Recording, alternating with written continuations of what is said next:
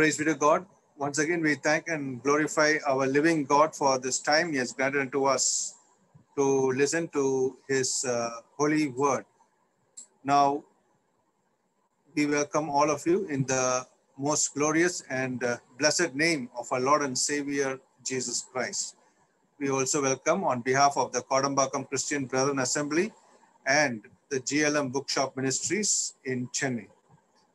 Now, to begin with, we usually start with the word of prayer.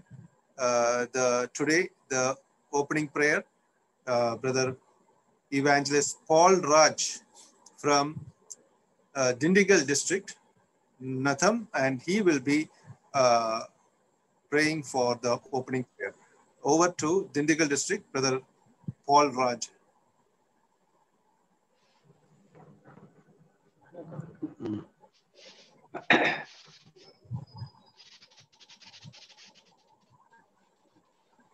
Praise the Lord, brother. Praise the Lord. Praise the Lord. கேக்குங்களா? Praise the Lord. Praise the Lord. Praise the Lord. கேக்குது. ஒப்பில்லாத நேசத்தாலே எங்களை நேசிக்கின்றதான பரலோக பிதாவே, இந்த இரவலுக்காக நம்மை துதிக்கிறோம். எங்கள் கர்த்தராகிய இயேசு கிறிஸ்துவினுடைய வெளியேறப்பட்ட நாமத்தினாலே பிதாவே, உமது பாதபடியிலே வந்து உம்முடைய பொன்முகத்தை நோக்கி பார்த்து நன்றி நிறைந்த உள்ளத்தோடு உண்மை வாழ்த்துகிறோம். கடந்த பகல் முழுவதும் நீர் எங்களை சோகத்திரமாய் பாதுகாத்து இந்த இரவு நேரத்திலும் ஆண்டவரே, இந்த மூலமாக நடைபெறுகிற நிகழ்ச்சியிலே நாங்கள் பல்வேறு இடங்களிலே நாங்கள் உடலால் பல்வேறு இடங்களில் இருந்தாலும் கிறிஸ்து இயேசுவின் நிமித்தம் உள்ளத்தால் நாங்கள் ஒன்றிணைக்கப்பட்டு ஆண்டவரே, இந்த காணொலி மூலமாக உங்களுடைய வார்த்தையை இந்த நாளிலே நாங்கள் கேட்கும்படியாக வந்திருக்கிறோம். ஆண்டவரே, இந்த நிகழ்ச்சியை கர்த்தர் பொறுப்படுத்திக் கொள்வீராக. பாடுகிற பாடலையும் எங்களுக்கு நீர் ஆசீர்வதித்து தர வேண்டும் என்று ஜெபிக்கிறோம். பாடல் பாடக்கூடிய எங்கள் அருமையான சந்தோஷ் சகோதரருக்காக, அவருடைய குடும்பத்தினருக்காக நாங்கள் துதிக்கிறோம். தொடர்ந்து நீர் அவரை எடுத்து நீர் பயன்படுத்துவீராக. நான் பாடும்போது நீர் மீட்டுக் கொண்ட என் ஆத்மா கம்பீரித்து மகிழும் என்று தாவீது சொன்னது போல, ஆமாண்டவரே, எங்களுடைய ஆத்மா ஆவிக்குரிய பாடல்களை நாங்கள் பாடும் பொழுது மட்டுமே, அந்த பாடல்களை நாங்கள் கேட்கும் பொழுது மட்டுமே எங்களுடைய ஆத்மா கம்பீரித்து அது மகிழக்கூடியதாக இருக்கிறதற்காக ஸ்தோத்திரம். கர்த்தர் எங்களுக்கு நன்மை செய்தோடினாலே உண்மை குறித்து நாங்கள் பாட வேண்டியது அவசியம் என்பதை நாங்கள் உணர்வுகிறோம் ஆண்டவரே. ஆகவே கர்த்தாவே, தொடர்ந்து தேவ செய்தி கொடுக்க போகிற எங்கள் சௌரசாம் செரியன் அவர்களுக்காக உண்மை துதிக்கிறோம். சௌரனை நம்முடைய திருக்கரத்திலே நாங்கள் ஒப்புவிக்கின்றோம். ஆண்டவரை டிரான்ஸ்லேஷன் பண்ணக்கூடிய சௌரனுக்காக ஜெபிக்கிறோம். அவருக்கும் தேவையான ஆண்டவரை வார்த்தைகளை கர்த்தர் தரும்படியாக ஜெபிக்கிறோம். உடைய பிள்ளைகளுடைய வாயின் வார்த்தைகள் கிருபை பொருந்தினதாக பரிசாரம் ஏறினதாக இருக்க உதவி செய்யும். ஆண்டவரே, ஆத்துமா மண்ணோடு ஒட்டி கொண்டிருக்கிறது உடைய வசனத்தின்படி என்னை உயிர்ப்பேன் என்று தாவீது ஜெபித்தது போல நாங்களும் பிதாவை நோக்கி நாங்கள் ஜெபிக்கிறோம் கர்த்தாவே. ஆகவே இந்த நாளிலே கொடுக்கப்படுகிற இந்த தெய்வ செய்தி மூலமாக ஆண்டவரை பாடுகிற பாடல், இந்த நிகழ்ச்சி எந்த ஒரு ஆண்டவரை தடை இல்லாமல் ஆரம்பம் முதல் முடிகிற வரைக்கும் ஆண்டவரே கர்த்தர் எல்லாவற்றையும் நீர் ஆட்கொள்ள வேண்டும் என்று நாங்களுடைய சமூகத்திலே ஒப்பு கொடுத்து ஜெபிக்கிறோம். எங்களுடைய ஜெபத்தை நீர் கேட்டதுக்காக ஸ்தோத்திரம். எங்கள் ஆண்டவராகிய இயேசு கிறிஸ்துவின் வெளியேறப்பட்ட நாமத்தினாலே இந்த விண்ணப்பத்தை ஸ்தோத்திரங்களோடு உமக்கே அர்ப்பணித்து ஏறெடுக்கிறோம். ஜீவனுள்ள நல்ல பிதாவே, ஆமென், ஆமென்.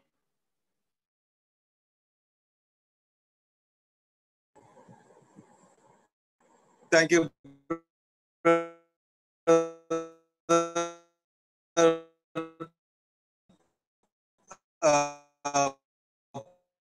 Paul Raj,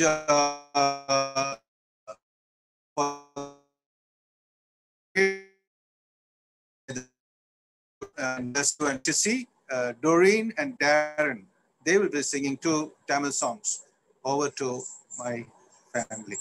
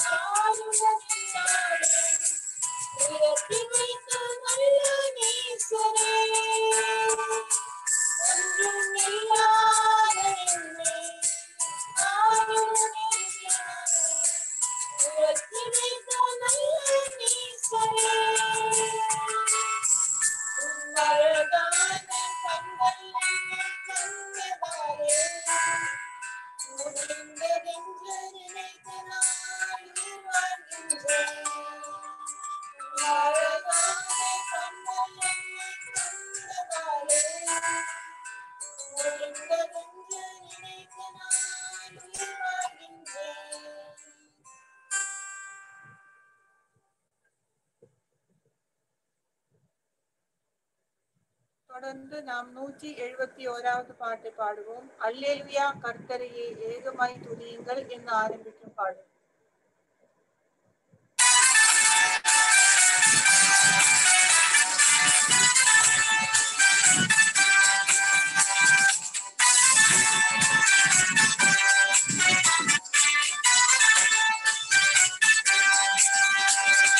அல்லேலூயா கர்த்தரையே ஏகமாய் துதியுங்கள். அவர் நடக்கும் செயல்களெல்லாம் கர்த்தரை துதியுங்கள்.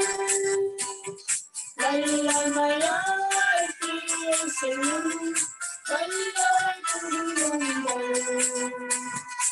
எல்லோரையும் ஏற்றுக்கொள்ளும் இயேசுவை துதியுங்கள்.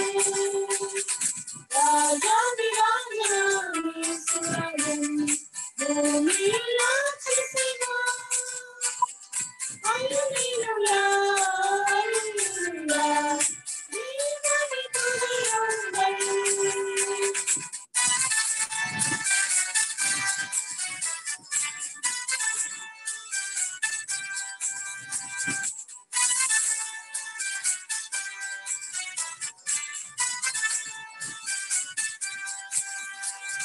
தந்தோறும் நீங்களும் கர்த்தரை துதியுங்கள். இரத்தத்தினால் பாவங்களை போக்கின துதியுங்கள். வேட்காலமும் கைக்காலமும் முழங்கின துதியுங்கள். எக்காலமும் ஆராதனை இயேசுவை துதியுங்கள். ராஜாதிராஜனாம் இயேசுராஜன் பூமியில் ஆட்சி செய்வார். அல்லேலூயா அல்லேலூயா தேவனை துதியுங்கள்.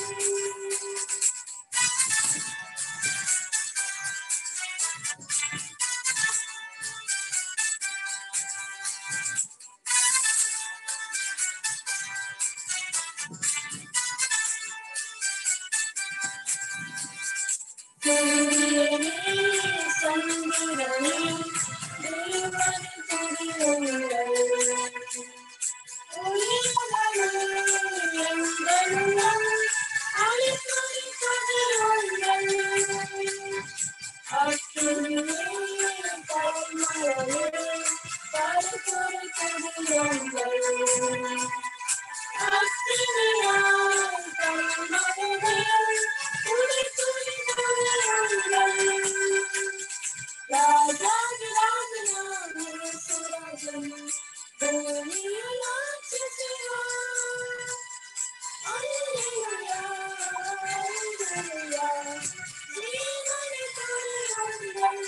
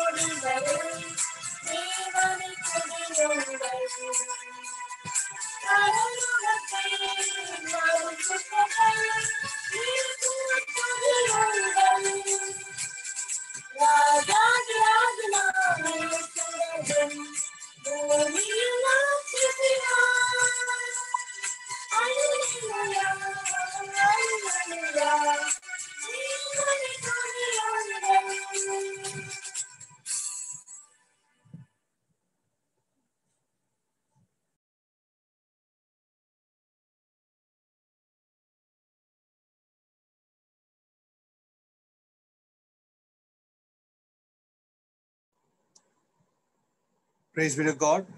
We thank for the songs that God has granted unto us this evening time.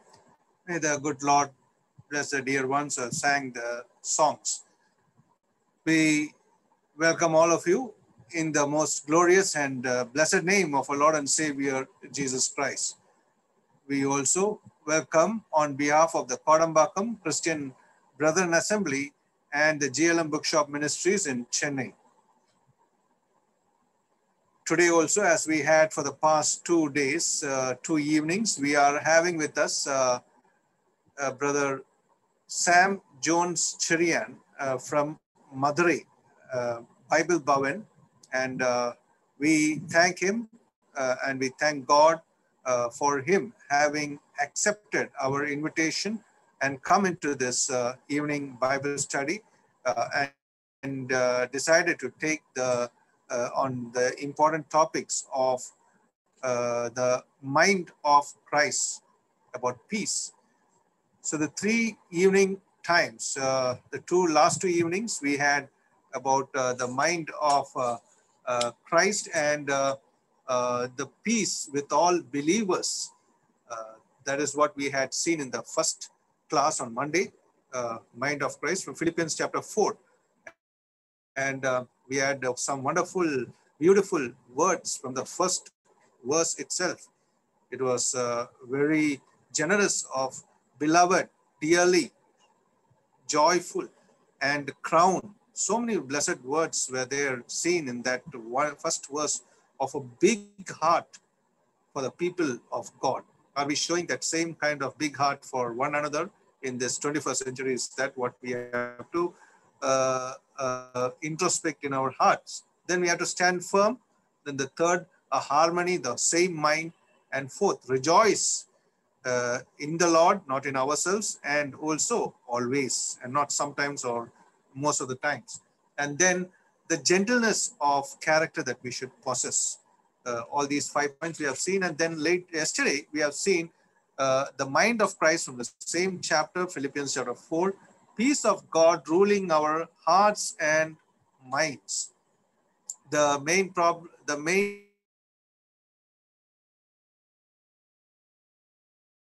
prescription, that is the solution, and what is the result, what is the promise we have after that.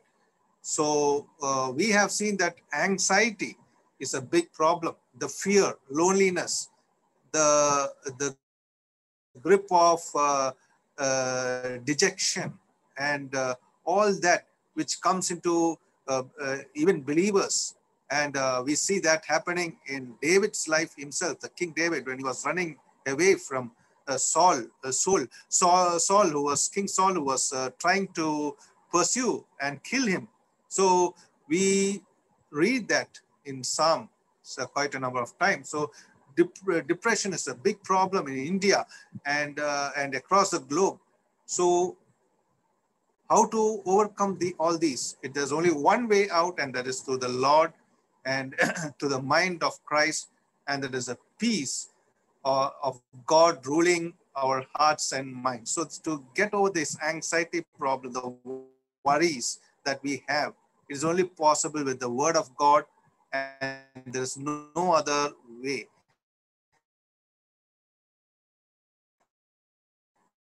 So we had seen some problem. We've seen the anxiety, the worries, and the solution, the prescription for that is prayer and thanksgiving. Pray to God, asking the Lord God in the full heart of our need. And it is not that in faith we should ask, that we have already received it, then we will receive it. Not in doubts. Many a time we pray in doubt, and that because of that, we do not have an answer of positivity, or we may never get, we may get a delayed answer, or we may never get a good answer at all. So thanksgiving is another important, this is the prescription. And then the third, the result for all these, we have overcome the anxiety by prayer and thanksgiving, and we have got the promise, the peace of God ruling our hearts and minds. That is what we have seen yesterday, the three steps for how to overcome this problem of worries that is pressing us too much on many a side, on very many angles.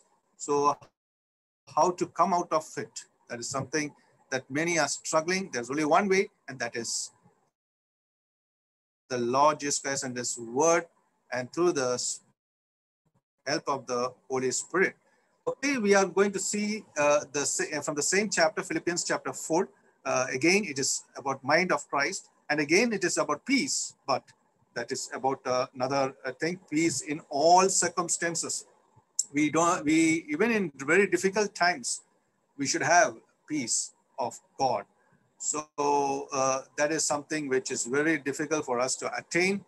Apostle Paul was in the prison when he wrote the epistle of Philippians, and we understand in this epistle, he was so joyful in many times. First chapter, he was joyful in the gospel.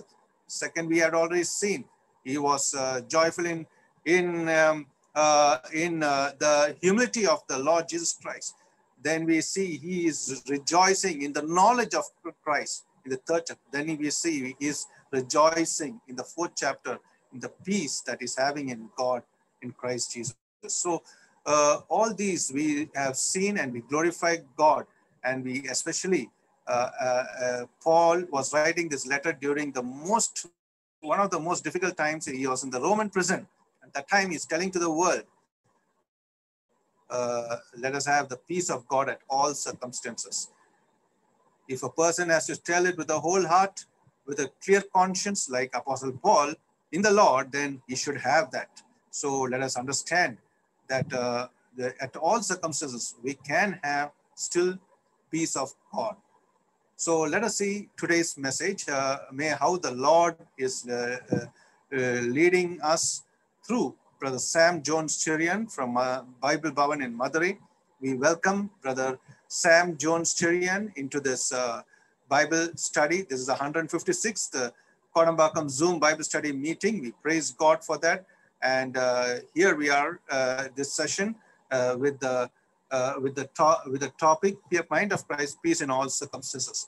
So we welcome him into Sam Jones Cherian into the program. Now we also welcome our dear brother Samuel Martin, who is so blessedly in the power of the Lord God, able to translate the last 2 times and also many a times before that also. And we praise God for him who has accepted our invitation, Brother Samuel Martin from Pondicherry, Bethel Assembly. We give all glory to God for him. May we also welcome Brother Samuel Martin, who's basically from Virudhunagar. We give all glory to God for him, and we welcome him in this Kodambakam Zoom Bible study meeting. We also welcome each one of you from various places, different parts of Tamil Nadu, India, who have come and who are here, elders, evangelists, brothers, sisters. We give all glory to honor, all glory and honor to God for what he's doing in our lives. So we have come with a heart to learn from the word of God. So let us sit in a prayerful attitude. So let us go into the prayer time before the Bible study, the message time. So for the prayer, I request Brother Evangelist Inbanathan, over to Evangelist Inbanathan to pray for the blessing of the message. Yes, brother. Pray Yes, brother. please. ஜெபம் செய்வோம். எங்கள் பரிசுத்தமுள்ள நல்ல பிதாவே, தேவரீர் உம்முடைய அன்பின் குமாரன் எங்கள் ஆண்டவர் இயேசு கிறிஸ்துவின் உன்னத பரிசுத்த நாமத்துல இந்த நாளிலும் கூட ஆண்டவரே உம்முடைய சன்னிதானத்திலே உம்முடைய பிள்ளைகளாகிய நாங்கள் ஒன்று கூடும்படியான ஒரு நல்ல முகாந்திரத்தையும் இந்த ஜூம் பைபிள் ஸ்டடி மூலமாக எங்களுக்கு நீர் கொடுத்ததற்காக நன்றி செலுத்தி துதிக்கிறோம். கடந்த 2 தினங்களாக சாம் ஜோன்ஸ் செரியன் அவர்கள் மூலமாய் கர்த்தாவே கிறிஸ்து இயேசுவில் உள்ள சிந்தையை குறித்ததான சத்தியங்களை நாங்கள் கேட்டு வருகிறோம். ஆண்டவரே, உடைய குமாரன் இயேசு கிறிஸ்துக்குள் எங்களுக்கு கொடுத்திருக்கிற மாபெரும் மீட்பை ஒரு விசை நாங்கள் உம்முடைய இந்த செய்தியின் மூலமாய் நாங்கள் கண்டுகொள்ள தேவனே நீர் கிருபை தந்தீர். தெய்வீக சமாதானத்தை கிறிஸ்து மூலமாய் எங்களுக்கு கிடைக்கப்பெற்ற மெய் சமாதானம் ஆண்டவரே, அவர் மூலமாய் நாங்கள் பெற்றுக்கொண்ட சகலவித ஆவிக்குரிய ஆசீர்வாதங்கள் அவை எல்லாவற்றுக்காக நாங்கள் நன்றி செலுத்தி துதிக்கிறோம். கர்த்தாவே, ஆண்டவரே, குமாரன் எங்களை ஆண்டவர் எங்களுடைய பாவங்கள் இருந்து எங்களை விடுதலையாக்கி எங்களை ரட்சித்து மீட்டெடுத்து ஆண்டவரே நம்முடைய பிள்ளைகளாக எங்களை நீ தெரிந்து கொண்டு எங்களை ஆண்டவரே நம்முடைய திருச்சபையில எங்களை வைத்து ஆதரித்து வருகிற நம்முடைய மாபெரும் கிருபைகளுக்காக நன்றி. கர்த்தாவே, ஆண்டவரே, கிறிஸ்துவனுடைய மாபெரும் அன்பை ஒவ்வொரு நாளும் இவ்விதமாக இந்த பைபிள் ஸ்டடி மூலமாக நாங்கள் கேட்டு அதிலே மகிழ்ச்சி அடைகிறோம். அநேக குடும்பங்கள் இந்த இணைப்பிலே கலந்து கொண்டு இருக்கிற அநேக சகோதர சகோதரிகள் ஒவ்வொருவருக்கும் ஆண்டவரே ஆறுதலும் தேர்தலும் தெய்வீக சமாதானத்தையும் இந்த வார்த்தை மூலமாய் தினமும் எங்களிடையே வந்து சேர்கிறதற்காக நன்றி செலுத்துகிறோம். இதற்கு காரணமாயிருந்து இந்த பெரிய ஊழியத்தை கடந்த தினங்களிலே எடுத்து செய்கிற கோடம்பாக்கம் சபையார் அவர் சந்தோஷ் ஜான்சன் அவர்களுக்காகவும் அவர்கள் எடுத்துக்கொண்ட பிரயாசங்களுக்காகவும் நன்றி செலுத்துகிறோம். இன்னும் இதில் இணைந்து பொறுப்பெடுத்துக்கொண்ட சகோதரர்களுக்காக நன்றி செலுத்துகிறோம். கர்த்தாவே, தொடர்ந்து இந்த கூடுகையை நீர் ஆசீர்வதித்து வந்திருக்கிறீர். இன்றைக்கும் 156வது கூட்டத்தை இந்த நாளிலே ஆண்டவரே உங்களுக்கு தேவனை நீர் கிருபை செய்தீர். அதற்காக நன்றி செலுத்துகிறோம். நல்ல ஒரு பாடலை கூட நாங்கள் கேட்கும்படியாக கர்த்தாவை நீர் உதவி செய்தீர். அந்த பாடலை பாடின குடும்பத்தாருக்காக நன்றி செலுத்துகிறோம். ஆண்டவரே, அவர்களையும் சகோதரர்கள் பிள்ளைகளையும் கர்த்தர் தாமே நீர் ஆசீர்வதித்து வழிநடத்தும். தொடர்ந்து இப்பொழுது நம்முடைய வசனத்தை நாங்கள் கேட்க இருக்கிறோம். ஆண்டவரே, நம்முடைய செய்தியை கொண்டு வருகிற நம்முடைய தாசனை வல்லமையாக எடுத்து பயன்படுத்தும். மொழிபெயர்ப்புக்கு இருக்கிற சாமுவேல் மார்ட்டினுக்காக ஜெபிக்கிறோம். அவரையும் கர்த்தா போதுமான நல்ல ஆலோசனைகளை நம்முடைய மகனுக்கு தந்து ஆண்டவரே உடைய வசனத்தை சொல்வதற்கு கர்த்தாவே நீர் கிருபை செய்யும்படியாக வேண்டி ஜெபிக்கிறோம். தொடர்ந்து தேவரே இந்த இணைப்பிலே இருக்கிற அனைவரையும் நீர் ஆசீர்வதியும். துவக்கம் முதல் மட்டும் உடைய பிரசன்னத்தினாலே எங்களை ஆளுகை செய்யும்படியாய் வேண்டி ஜெபிக்கிறோம் கர்த்தாவே. எல்லாவற்றையும் எங்கள் ஆண்டவர் மீட்பெறும் இரட்சகருமாய் இருக்கிற கிறிஸ்து இயேசுவின் விலையேற பெற்ற பரிசுத்த நாமத்துல வேண்டிக் கொள்கிறோம். ஜீவனுள்ள நல்ல பிதாவே, ஆமென். Thank you, Brother Inbanathan. We praise God for the prayer.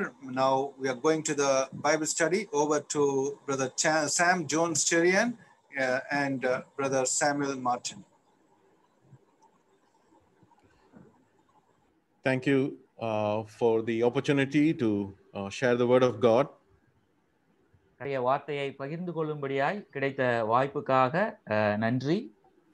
This time I would like to thank Santosh Johnson uncle and the Kodambakam Assembly and the GLM Ministries.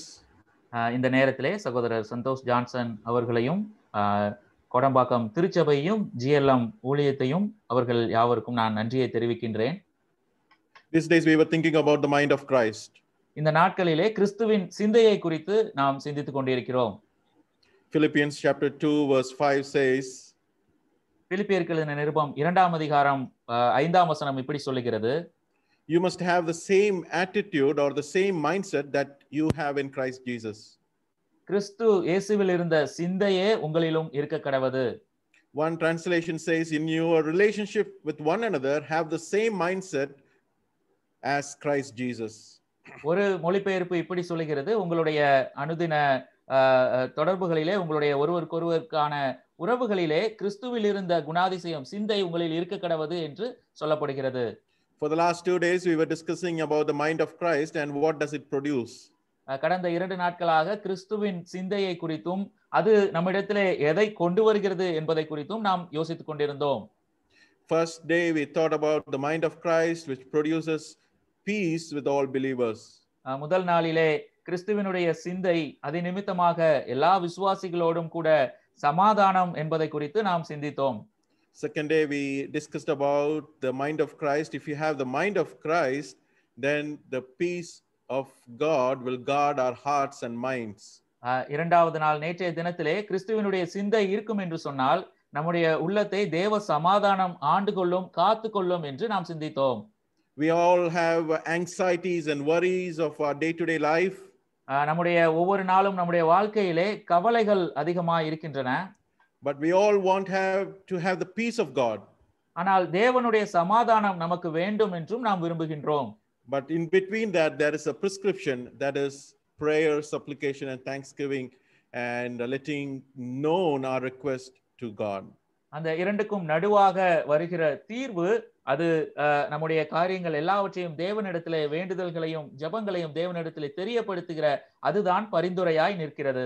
What a blessed life, anxious free life, worry free life.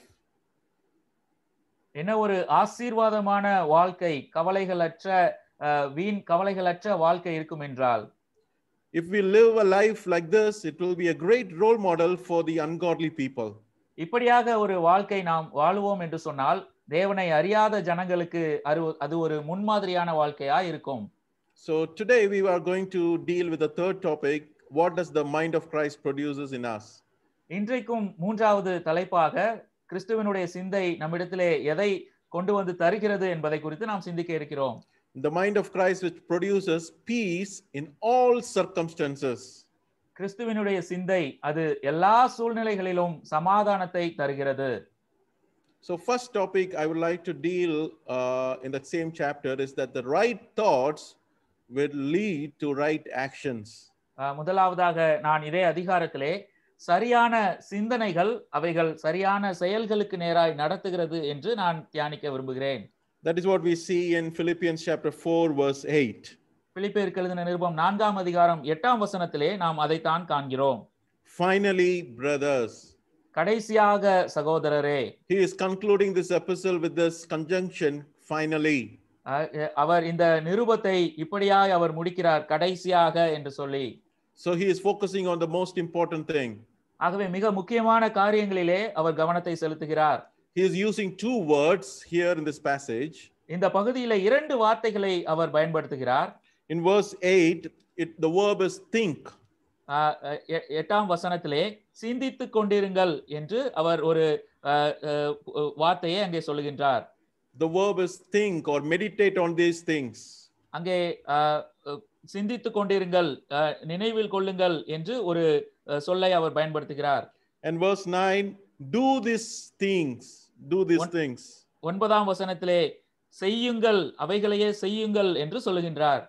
So right thoughts will lead to right actions. ஆகவே சரியான சிந்தனைகள் அவைகள் சரியான செயல்பாடுகளுக்கு நேராய் கொண்டு செல்லும். Do you know how many thoughts we are engaged every day in our lives? நம்முடைய வாழ்க்கையிலே ஒவ்வொரு நாளும் நம்மிலே எத்தனை எண்ணங்கள் நினைவுகள் வருகிறது என்று நமக்கு தெரியுமா?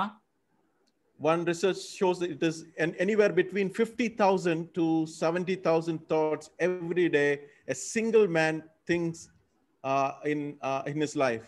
ஒரு ஆராய்ச்சி இப்படி சொல்லுகிறது, ஒரு மனிதன் ஒரு நாளிலே 50,000 முதல் 70,000 வரைக்கும் வெவ்வேறு சிந்தனைகளை கொண்டவனாய் இருக்கிறான்.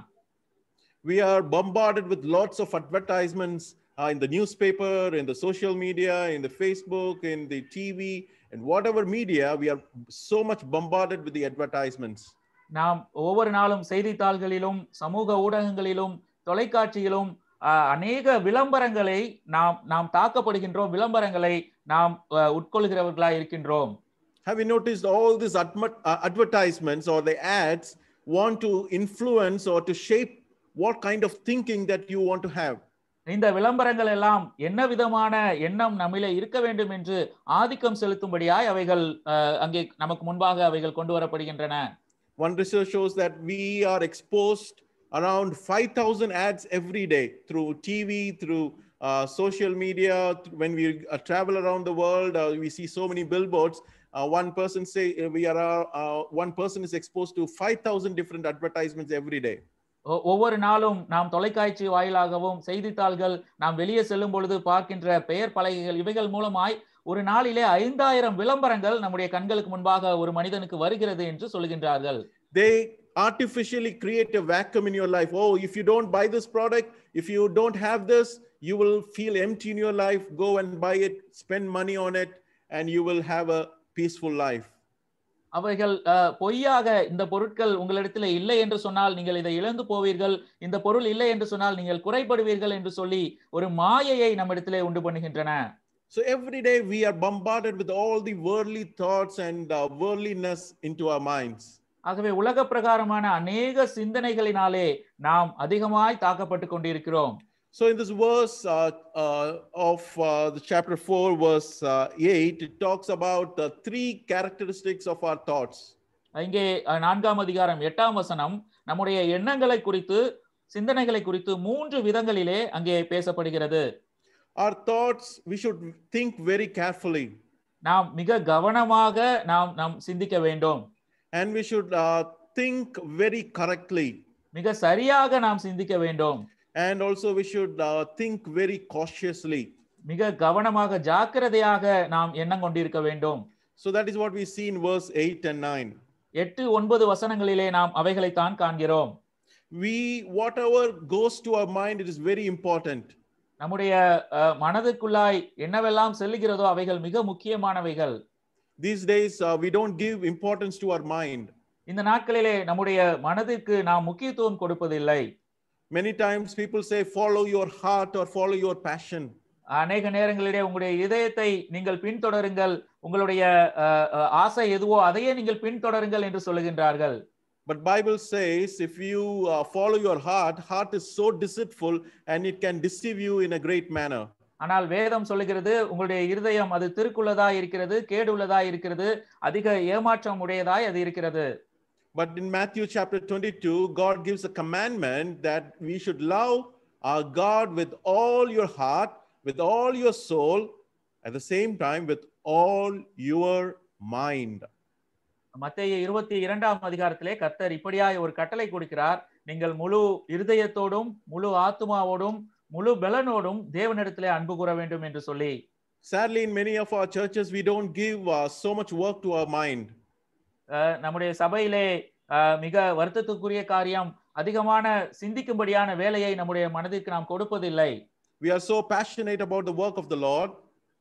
தேவனுடைய காரியங்களை குறித்து மிக வாஞ்சையுள்ளவர்களாய் நாம் இருக்கின்றோம். We have a great zeal for the Lord. தேவனுக்கென்று அதிக ஆசை அவா உள்ளவர்களாய் நாம் காணப்படுகின்றோம். Heart is very good before the Lord. தேவனுக்கு முன்பதாக நம்முடைய மனது மிக நன்றாய் இருக்கிறது. But what about our mind? ஆனால் நம்முடைய சிந்தை அதை குறித்து என்ன? People say going to a Bible college is a waste of time. Why you have to accommodate knowledge? Knowledge is waste, and why you have to occupy with all this information in your mind? ஜனங்கள் இப்படி சொல்கிறார்கள், ஏன் வேதாகம கல்லூரிக்கு செல்ல வேண்டும், அதிகமான படிப்பு அது தேவையில்லாத ஒன்றா இருக்கிறது, உங்களுடைய அறிவை நீங்கள் ஏன் சேர்த்துக்கொண்டே போக வேண்டும், ஏன் இவைகளை எல்லாம் தெரிந்து கொள்ள வேண்டும் என்று கேட்கிறார்கள். We live in a world which is very anti-intellectual. அங்கே அறிவுக்கு எதிரான ஒரு உலகத்திலே நாம் வாழ்ந்து கொண்டிருக்கிறோம். But the commandment God gives us that we should love our God with all your mind. நம்முடைய முழு பலத்தோடும் நம்முடைய முழு மனதோடும் தேவனிடத்திலே நாம் அன்பு கூற வேண்டும். The right theology is faith seeking understanding. சரியான இறையியல் எதுவென்று சொன்னால் விசுவாசத்தோட கூட சரியான புரிந்து கொள்ளுதல். We should take steps with our mind to understand the truth of God. நம்முடைய சிந்தனைகளை கொண்டு தேவனுடைய சத்தியங்களை அறிந்து கொள்ள நாம் முற்பட வேண்டும். So here the word, and the Greek word is called logizomai, means we have to think it in a very logical way. ஆகவே இங்கே கிரேக்க பதம் லாகிசோமா என்று சொல்லும் பொழுது தர்க்க ரீதியாக சரியான விதத்திலே நாம் யோசிக்க கற்றுக்கொள்ள வேண்டும். Christians are called to be great thinkers in this world.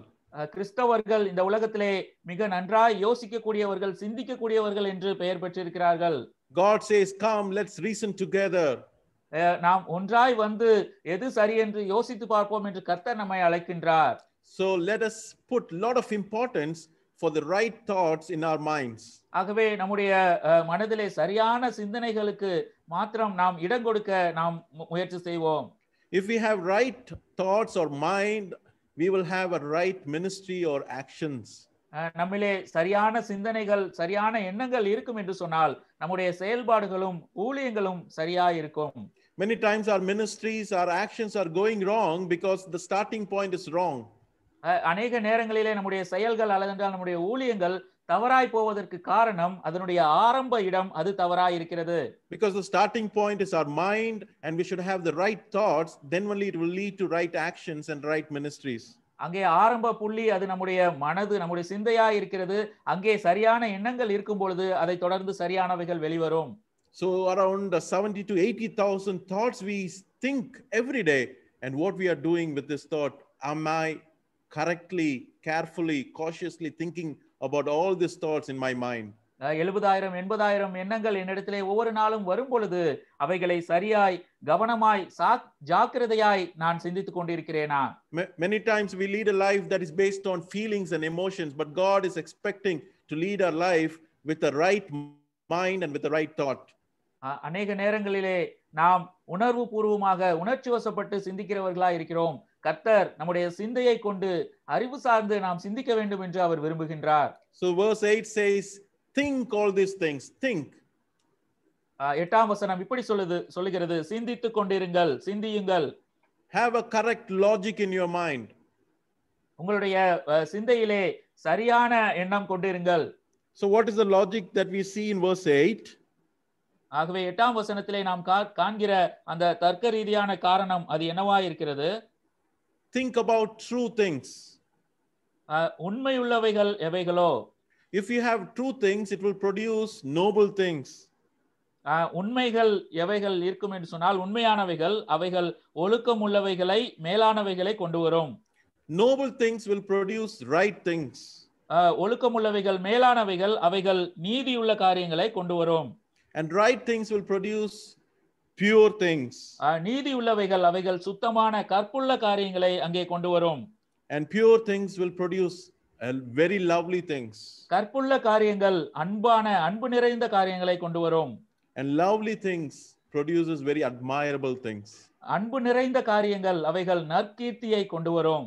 So we have to think carefully what thoughts we are entertaining in our minds. ஆகவே நாம் என்ன விதமான சிந்தனைகளை நம்முடைய மனதிலே கொண்டு இருக்கிறோம் என்று சொல்லி கவனமாய் நாம் பார்க்க வேண்டும். Is it true, noble, right, pure, lovely and admirable?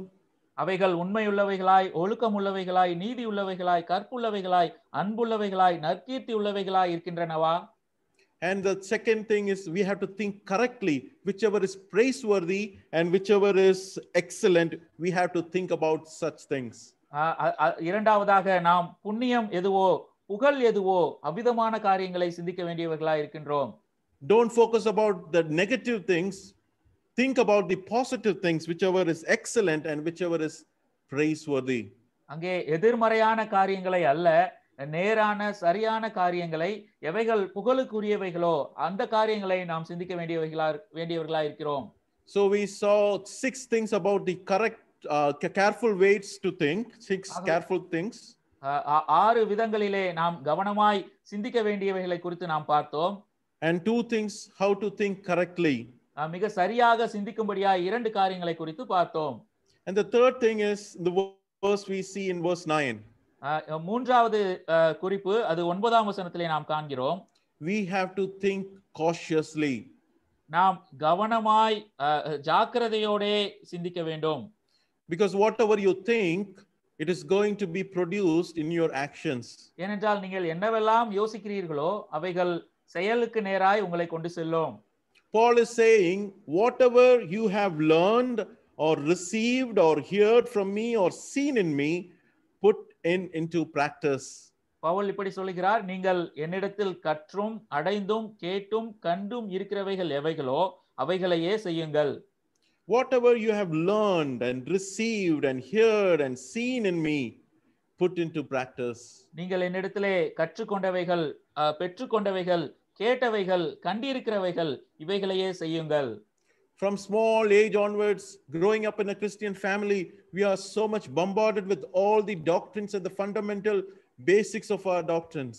நாம் சிறு வயது முதற்கொண்டு கிறிஸ்தவ குடும்பத்திலே வளரும் பொழுது அடிப்படையான உபதேசங்கள், அங்கே சத்தியங்கள் இவைகளினாலே அதிகமாய் நாம் நிறையப்பட்டவர்களாய் இருக்கின்றோம். We know God is a triune God. We know the characteristics of God. We know the beauty of salvation, and we know all the steps of salvation. And it's all in our mind, but we fail to practice in our life. நம்முடைய தேவன் அவர் திரித்துவ தேவன் என்றும், அவருடைய குணாதிசயங்கள் என்னவென்றும், ரட்சிப்பினுடைய அருமை என்னவென்றும், ரட்சிப்பின் வழி படிகள் என்னவென்றும் இவைகளெல்லாம் நாம் நம்முடைய சிந்தையிலே அறிந்திருக்கின்றோம். ஆனால் அவைகளை செயல்படுத்த தவறிவிடுகின்றோம். We have learned, we have received, we have heard, but we have no intention to practice it. நாம் கற்று அறிந்திருக்கிறோம், அவைகளை பெற்று கொண்டிருக்கிறோம், அவைகளை கேட்டிருக்கிறோம், கண்டிருக்கிறோம், ஆனால் அவைகளை செயல்படுத்த நாம் மனதில்லாது இருக்கிறோம். If you don't practice this truth, it is going to become a dangerous thing in our life.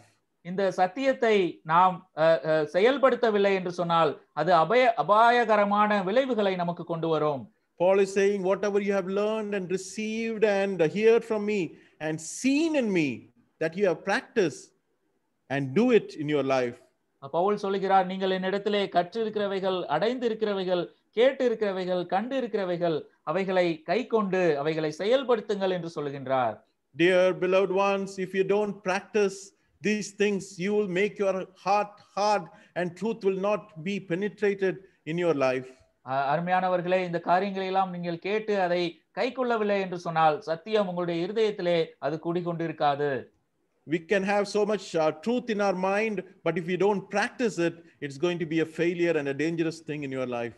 நம்முடைய சிந்தையிலே அதிகமாய் சத்தியங்கள் இருந்தாலும் அதை நாம் கடைபிடிக்கவில்லை என்று சொன்னால் அது மிக மோசமான காரியங்களை நம்முடைய வாழ்க்கையிலே கொண்டு வந்து விடும். Book of James says, the author says, be the doers of the world. If you don't do according to the word, you are deceiving yourself. யாக்கோபு நிருபத்திலே இப்படி சொல்லப்படுகிறது, வார்த்தையை கேட்கிறவர்களாய் மாத்திரமல்ல அதன்படி செய்கிறவர்களாயும் இருங்கள். நீங்கள் அப்படி செய்யவில்லை என்று சொன்னால் நீங்கள் ஏமாற்றுகிறவர்களாய் காணப்படுவீர்கள்.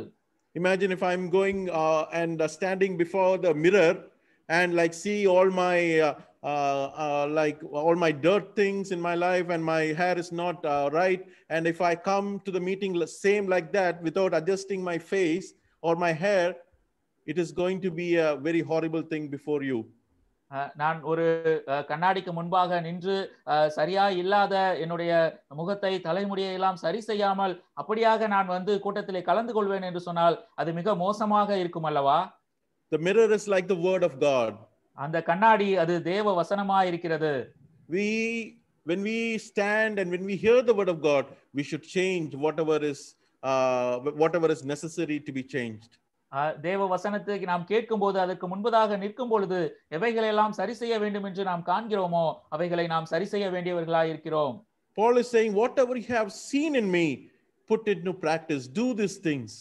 பவுல் சொல்கிறார், என்னிடத்திலே என்னவெல்லாம் நீங்கள் கண்டிருக்கிறீர்களோ அவைகளை எல்லாம் நீங்கள் கடைபிடித்து அவைகளை செயல்படுத்துங்கள். He is not perfect in any way. அவர் மிக பரிபூரணமான மிக சரியான மனுஷன் என்று அல்ல.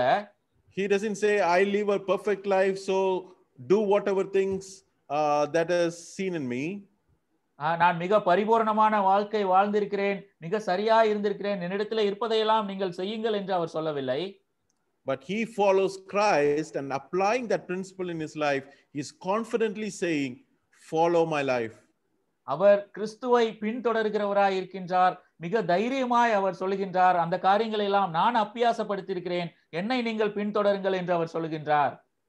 When you live a life, you are writing a living letter to others. நீங்கள் ஒரு வாழ்க்கை வாழும் பொழுது ஜீவனுள்ள கடிதம் ஒன்றை உங்களுடைய வாழ்க்கையின் மூலமாய் மற்றவர்களுக்கு நீங்கள் எழுதுகின்றீர்கள். Paul says in 2 Corinthians chapter 3 verse 3, you are the letter from Christ. 2 கொரிந்தியரிலே Pavul இப்படி சொல்லுகிறார், கிறிஸ்துவினுடைய நிருபங்களாய் நீங்கள் இருக்கிறீர்கள் என்று சொல்லுகின்றார். We are the fifth gospel and people are seeing our life and what we do is the letter from Christ and people are reading as if like they are reading a letter. நாம் தாமே ஐந்தாவது சுவிசேஷ புஸ்தகமாய் இருக்கின்றோம். கிறிஸ்துவை குறித்து நம்மிலேதான் ஜனங்கள் நம்மை நிருபங்களாய் கொண்டு நம்முடைய வாழ்க்கையிலிருந்து அவர்கள் வாசிக்கின்றார்கள். So right thoughts will lead to right actions. ஆகவே சரியான சிந்தனைகள் சரியான செயலுக்கு நேராய் வழிநடத்தும். So we thought about two verbs in verse 8, think, and verse 9, do. அங்கே இரண்டு வார்த்தைகளை நாம் கண்டோம், சிந்தியுங்கள், செயல்படுங்கள், செய்யுங்கள். So if you have the right thoughts, it will lead into right actions and God is going to bless us with a great promise. ஆகவே சரியான எண்ணம் கொண்டிருப்போம் என்று சொன்னால் சரியான செயல்களை நாம் செய்வோம், கர்த்தர் தம்முடைய வாக்குத்தத்தங்களினால் நம்மை ஆசீர்வதிப்பார். What is the promise? We see the God of peace will be with you. நமக்கு கொடுக்கப்பட்டிருக்கிற வாக்குத்தத்தம் என்ன? சமாதானத்தின் தேவன் தாமே உங்களோடு இருப்பார். Verse 7 we saw the peace of God will guard our hearts and minds. 7ஆம் வசனத்திலே தேவ சமாதானம் உங்கள் இருதயங்களையும் உங்கள் சிந்தைகளையும் காத்துக்கொள்ளும் என்கிற வாக்குத்தத்தத்தை கண்டோம். But here we see a very much greater promise in verse 9. If we have the right thoughts and right actions, God is going to bless us with a great promise that God of peace will be with you. அதை காட்டிலும் மிக உயர்ந்த உன்னதமான ஒரு வாக்குத்தத்தத்தை இங்கே நாம் காண்கிறோம். நாம் சரியான சிந்தனை கொண்டிருந்து சரியாய் செயல்படுவோம் என்று சொன்னால் சமாதானத்தின் தேவன் தாமே உங்களோடு இருப்பார், நம்மோடு இருப்பார். So now some applicational points from this first point. இந்த முதல் குறிப்பிலிருந்து எப்படியாய் நாம் செயல்படுத்த முடியும் என்கிற நடைமுறை ரீதியான சில குறிப்புகளை நாம் காணலாம். Let's evaluate the content that we feed in our mind. நம்முடைய மனதிலே ஒவ்வொரு நாளும் நாம் உட்கொள்கிற உள்வாங்கிக் கொள்கின்ற அந்த உள்ளடக்கங்கள் என்னவெல்லாம் நாம் ஏற்றுக்கொள்கிறோம் என்பதை குறித்து நாம் யோசித்து பார்ப்போம். What is the first thing that you see early when you get up in the morning? What is the first thing that you see? காலையிலே நீங்கள் எழுந்தவுடன் முதலாவதாக நீங்கள் காண்கிற விஷயம் அது என்னது? Are you starting with the word of God or are you starting your day with some news feed on the social media? நீங்கள் தேவ வசனத்தோட உங்களுடைய நாளை ஆரம்பிக்கிறீர்களா அல்லதென்றால் செய்திகள் அவைகள் உங்களை வந்து முதலாவது சேருகிறதா? It is very tempting to start the day with what's happening on WhatsApp and Facebook, and we start with that kind and we end the day with checking our mobile phone. நாம் ஒரு நாளை ஆரம்பிக்கும் பொழுதே அந்த நாளிலே செய்திகள் எல்லாம் என்ன இருந்திருக்கிறது என்று நாம் பார்க்க ஆவல் உள்ளவர்களாய் இருக்கின்றோம். நாளை நாம் முடிக்கும் பொழுதும் நாம் வாட்ஸ்அப்போடு அதிலே என்ன இருக்கிறது என்று பார்த்து கொண்டுதான் ஒரு நாளை நாம் முடிவு செய்கின்றோம். There are a lot of TV watching, like around 3 to 4 hours of TV we watch every day. ஒவ்வொரு நாளும் 3-4 மணி நேரங்கள் தொலைக்காட்சியிலே நாம் செலவிடுகின்றோம். So evaluate what kind of thoughts we are dwelling on. ஆகவே நிதானித்து பாருங்கள் என்ன விதமான சிந்தனைகளிலே நாம் இருந்து கொண்டிருக்கிறோம். So right thoughts will lead to right actions. சரியான சிந்தனைகள் சரியான செயல்களுக்கு நேராய் வழிநடத்தும். And the second point I would like to remind you from this passage is that if you have the right actions, it will lead into right kind of contentment. இரண்டாவதாக நான் சொல்ல விரும்புவது சரியான செயல்பாடுகள் அவைகள் சரியான போதும் என்கிற மனநிலைக்கு நேராய் நம்மை கொண்டு செல்லும். That is what we see in verse 10. 10ஆம் வசனத்திலே நாம் அதைத்தான் வாசிக்கிறோம். I rejoice greatly in the Lord that at last you have renewed your concern for me. என்னை விசாரிப்பதற்கு நீங்கள் இப்பொழுது மறுபடியும் மனம் மலர்ந்தபடியினாலே கர்த்தருக்குள் மிகவும் சந்தோஷப்பட்டேன். It's been 10 years since he has founded the church at Philippi. பிலிப்பியிலே இந்த சபையை உண்டாக்கி அது 10 வருடங்கள் ஆகிறது பவுலுக்கு. It has been so many years since he has received any gift from that church. அந்த சபையிலிருந்து ஒத்தாசையாக உதவியாக பவுல் ஏதும் பெற்றுக்கொண்டு அநேக வருடங்கள் ஆகிவிட்டது. But Paul is using a word, you have renewed your concern. நீங்கள் மறுபடியும் மனம் மலர்ந்தபடியால் என்று பவுல் அங்கே ஒரு வார்த்தையை உபயோகப்படுத்துகின்றார். மனம் மலர்ந்த, it is like a horticultural term. It's like a flower blooming in the season. அங்கே ஒரு நல்ல மலருவதை போன்று சரியான நேரத்திலே மலருவதை போன்று அந்த வார்த்தையை இங்கே பயன்படுத்துகிறதை காண்கிறோம். Flower will not bloom at any season or any everyday flower will not bloom. It blooms according to the season of its own season. மலர்கள் அவைகள் அதற்கு ஏற்ற காலகட்டத்திலே தான் மலரக்கூடியதா இருக்கும். ஒவ்வொரு நாளும் மலர்வது இல்லை. So here we see Epaphroditus is bringing a financial or a material gift to the needy Paul, and he says, you have revived your concern. That horticultural term that you have, it is like a season, you have given me this gift. எப்போபிராதித்து அங்கே அந்த பண உதவியை அவர்களிடத்திலிருந்து கொண்டு வரும் பொழுது பவுல் அதை பார்த்து மறுபடியும் மலர்கள் மலர்ந்ததை போன்று மறுபடியுமாய் நீங்கள் அந்த நேரத்திற்கு ஏற்றவாறு மலர்ந்திருக்கிறீர்கள் என்று சொல்லி அவர்களை குறித்து அவர் சொல்லுகின்றார். He is not blaming people like blaming the believers in Philippi. Oh, 10 years you have forgotten me. Why you didn't send me a gift? You have neglected me.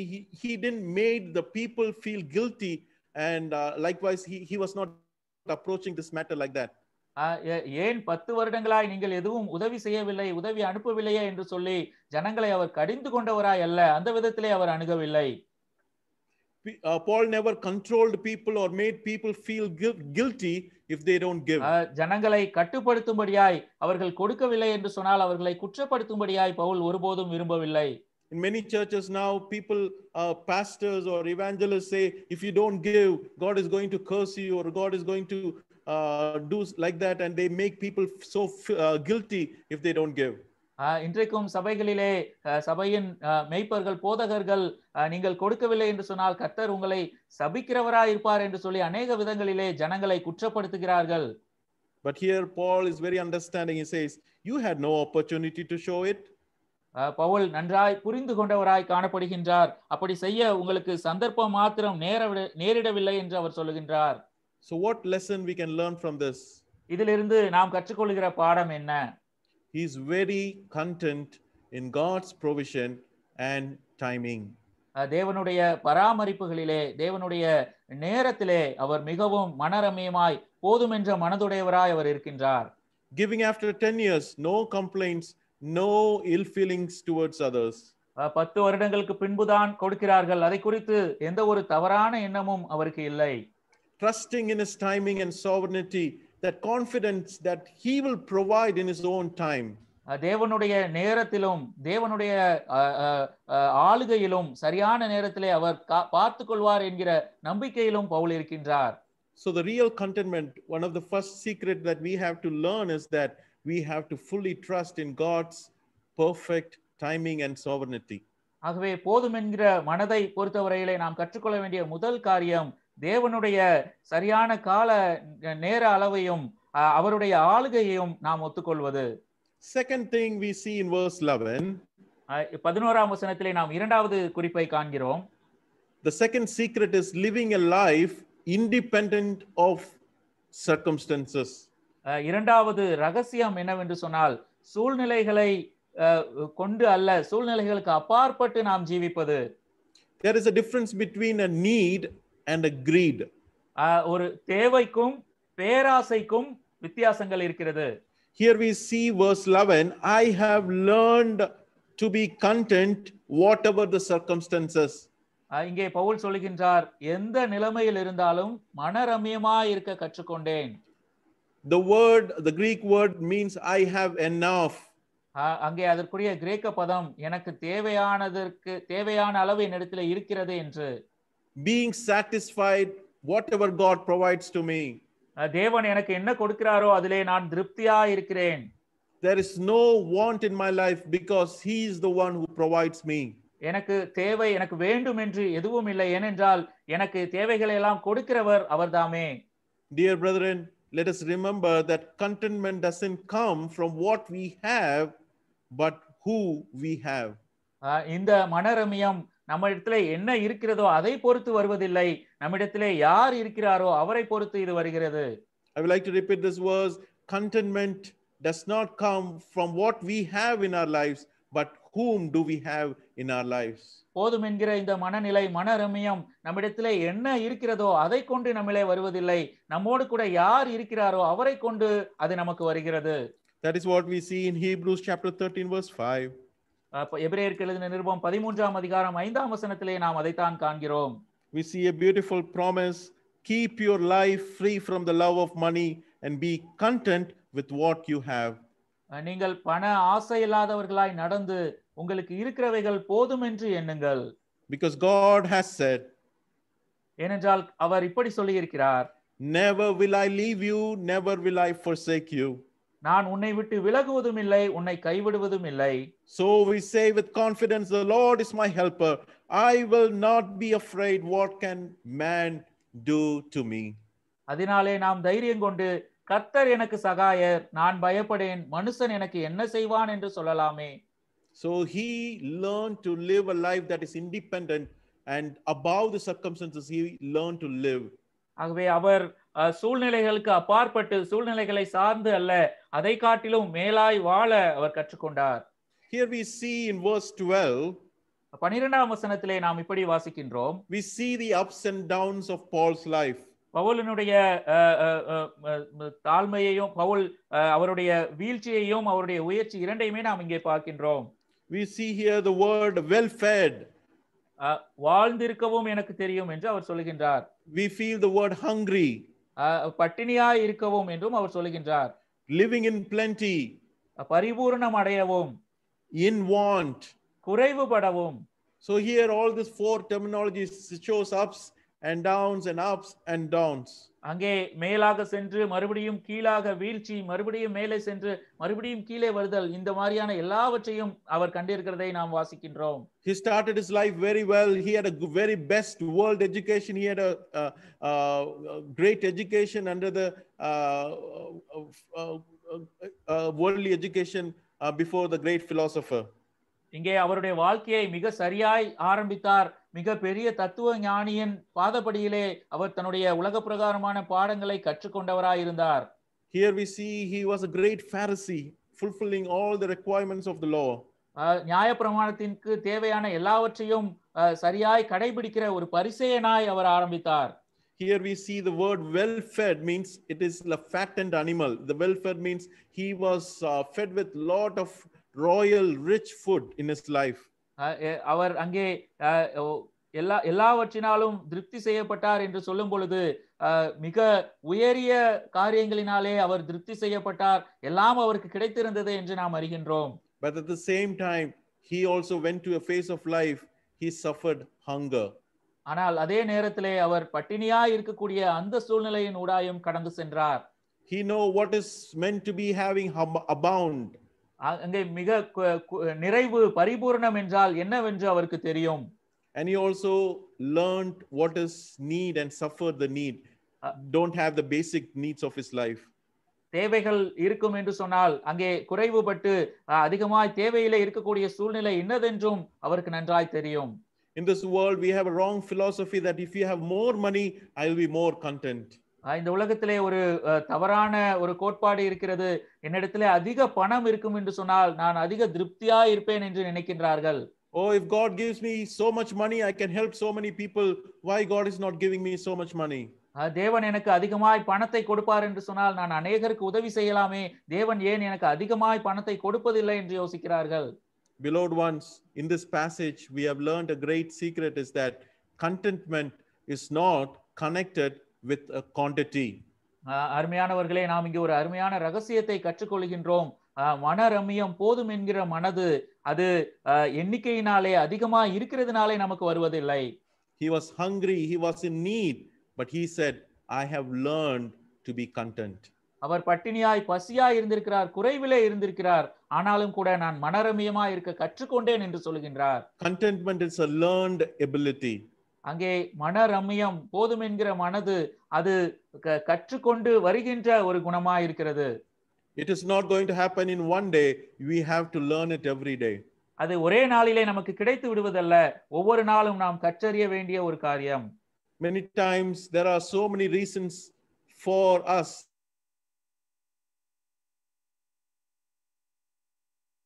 to lead a discontent life. There are many reasons for a discontent life. There are many reasons for discontent life. அநேக நேரங்களிலே நம்மிலே திருப்தியாய் இருக்க முடியாத அநேக காரணங்கள் நம்மிடத்திலே இருக்கக்கூடும். The first reason is that we compare our life with others. அதனுடைய முதல் காரணம் நம்முடைய வாழ்க்கையை மற்றவர்களோடு நாம் ஒப்பிட்டு பார்க்கிறவர்களாய் இருக்கின்றோம். Oh, that believer has a house, I don't have a house. அந்த விசுவாசிக்கு ஒரு வீடு இருக்கிறதே, எனக்கு வீடு இல்லையே என்று நாம் நினைக்கின்றோம். Oh, he is earning that much money, I am earning this much money. அவர் இவ்வளவாய் சம்பாதிக்கிறாரே, நான் இவ்வளவு குறைவாய் சம்பாதித்துக் கொண்டிருக்கிறேனே என்று யோசிக்கின்றோம். So comparison will give rise to discontentment. ஆகவே ஒப்புமைப்படுத்தி பார்த்தல் அது திருப்தியற்ற ஒரு சூழ்நிலையை நமக்கு கொடுக்கும். Many times we don't notice our blessings. Because of unnoticed blessings, we lead a discontent life. நாம் அநேக நேரங்களிலே நமக்கு இருக்கிற ஆசீர்வாதங்களை குறித்து நாம் எண்ணாமலேயே போய்விடுகின்றோம். நாம் உற்று நோக்காத நம்முடைய ஆசீர்வாதங்களினாலே நாம் குறைவு பெற்றவர்களாய் இருக்கின்றோம். We have unrealistic and high expectations in our life, and we have selfish ambitions in our life, and we lead a discontent life. நாம் தேவைக்கு அதிகமாக கிடைக்கக்கூடாத அவிதமான ஆசைகள் கொண்டவர்களாய் இருக்கின்றோம். தனிப்பட்ட சுய நோக்கத்தை உடையவர்களாய் நாம் இருக்கின்றோம். இந்த காரணங்களினாலே நாம் திருப்தி அடையாதவர்களாய் மனரம்யம் மற்றவர்களாய் இருக்கின்றோம். We don't believe in God's provision and sovereignty that He is enough for my life. தேவன் தான் எனக்கு போதுமானவராய் இருக்கிறார் என்று சொல்லி அவருடைய பராமரிப்பிலும் அவருடைய ஆளுகையிலும் நாம் நம்பிக்கை வைக்காமல் இருக்கின்றோம். Many times we confuse the worldly gain with the real gain, like which we must have. அநேக நேரங்களிலே உலக பிரகாரமான லாபங்களை உண்மையாய் நாம் கொண்டிருக்க வேண்டிய லாபங்களுக்கு நன்மைகளுக்கு நாம் சம்மதப்படுத்தி பார்த்து அதனாலே திருப்தியடையாமல் போகின்றோம். What the Bible calls the real gain or the great gain according to the Bible, வேதாகமத்தின் அடிப்படையிலே மிக தேவையான சரியான லாபம் மிக முக்கியமான காரியம் என்ன? 1 Timothy chapter 6 verse 6 and 8, it says godliness plus contentment is equal to great gain. 1 தீமோத்தேயு 6ஆம் அதிகாரம் 8ஆம் வசனத்திலே இப்படி வாசிக்கிறோம், போதும் என்கிற மனதுடனே கூடிய தேவபக்தியே மிகுந்த ஆதாயம். Godliness plus contentment is equal to great gain. போதும் என்கிற மனதுடனே கூடிய தேவபக்தி அதுவே மிகுந்த ஆதாயமாய் இருக்கிறது. It is not about big money or big house or big position, but Bible says if we want to have a great gain in our lives, we should be content, but at the same time we should live a godly life. மிக அதிகமான பணத்தினாலோ மிக பெரிய வீடுகளினாலோ அல்லதென்றால் பெரிய அந்தஸ்தினாலோ நமக்கு ஆதாயம் கிடைப்பதில்லை. போதும் என்கிற மனதுடனே கூட தேவ பக்தியும் இருக்கும் என்று சொன்னால் அதுதான் மிகுந்த ஆதாயம். If we have food and clothing, the Greek term clothing can also mean shelter. If we have clothing, shelter and food, that is enough for us. நாம் உண்ணவும் உடுக்கவும், கிரேக்க பதத்திலே அங்கே உடுக்கவும் என்று சொல்லும் பொழுது தங்கி இருக்கவும், நாம் உண்ணவும் உடுக்கவும் தங்கி இருக்கவும் நமக்கு உண்டாயிருக்கும் என்று சொன்னால் அதுவே போதுமானதா இருக்கும். So let us lead a life that is content in Christ Jesus. ஆகவே கிறிஸ்து இயேசுவுக்குள்ளாய் போதும் என்கிற மனதுடனே கூட மனரம்யமான அந்த மனதுடனே கூட இருக்க நாம் விரும்புவோம். So we have looked about the reasons for discontentment in our life. ஆகவே நம்முடைய வாழ்க்கையிலே திருப்தியற்ற தன்மை அதற்கு என்ன காரணம் என்று நாம் பார்த்தோம். And now we are going to see the result of this mind of Christ if we have that. நாம் இப்பொழுது கிறிஸ்துவினுடைய சிந்தை நம்மிலே இருக்கும் என்று சொன்னால் அதனுடைய விளைவு என்னவா இருக்கும் என்று பார்க்க போகின்றோம்.